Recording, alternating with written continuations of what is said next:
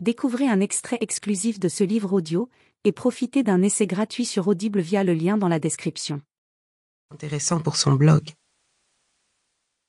Les gens étaient flattés qu'on les interroge sur eux-mêmes, et si elles se taisaient après les avoir écoutés parler, ils étaient poussés à en dire davantage. Ils étaient conditionnés à remplir les silences. Si on lui demandait ce qu'elle faisait, elle répondait vaguement « Je rédige un blog sur les modes de vie ».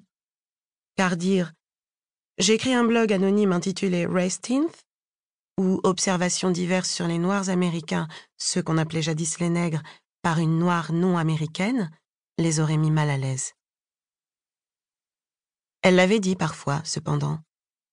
Un blanc coiffé de dreadlocks qui était assis à côté d'elle dans le train, ses cheveux semblables à de vieilles ficelles terminées par un duvet blond, sa chemise déchirée portée avec suffisamment de ferveur pour la convaincre qu'il était un activiste social qu'elle pourrait inviter sur son blog. De nos jours, la race est un concept totalement surfait. Les Noirs doivent en finir avec ça. Tout ce qui importe aujourd'hui, c'est la catégorie sociale, les possédants et les autres, avait-il dit calmement.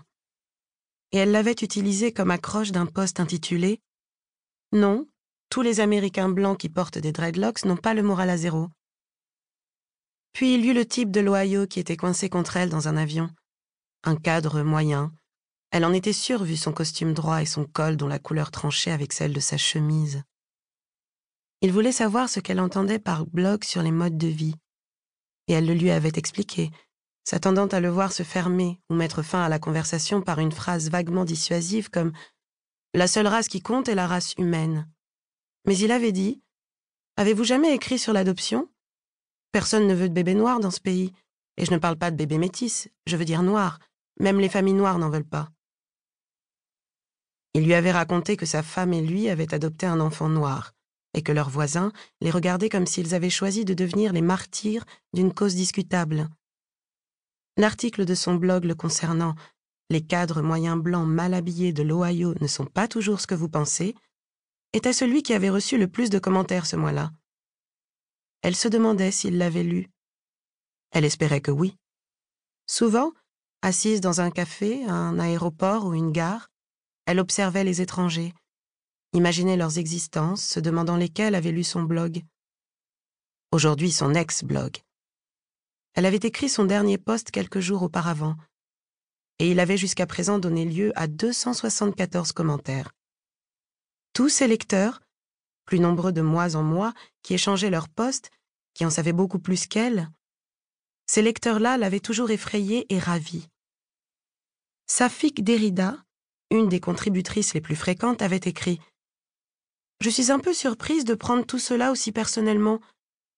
Bonne chance dans votre quête d'un changement de vie, mais s'il vous plaît, regagnez vite la blogosphère.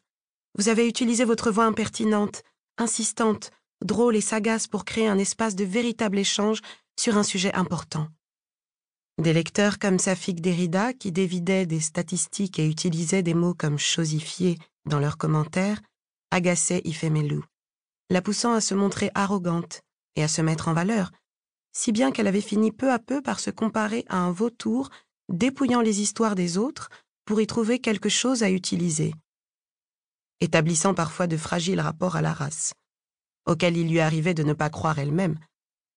Plus elle écrivait, moins elle se sentait sûre d'elle. Chaque poste lui ôtait un peu de sa personnalité et elle finit par se sentir vulnérable et fausse.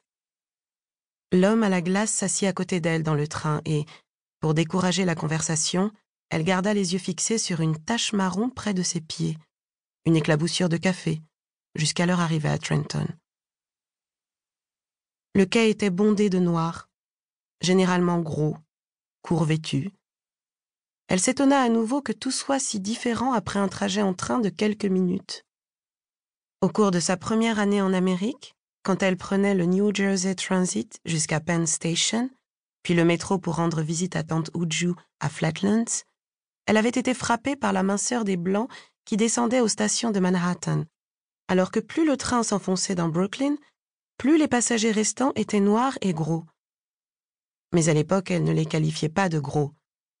Elle disait d'eux qu'ils étaient costauds, parce que l'une des premières choses que son amie Guinica lui avait apprises était que le terme de gros était péjoratif en Amérique, chargé d'un jugement moral comme stupide ou salaud, et pas uniquement descriptif comme petit ou grand. Livre audio complet gratuit disponible en description de cette vidéo.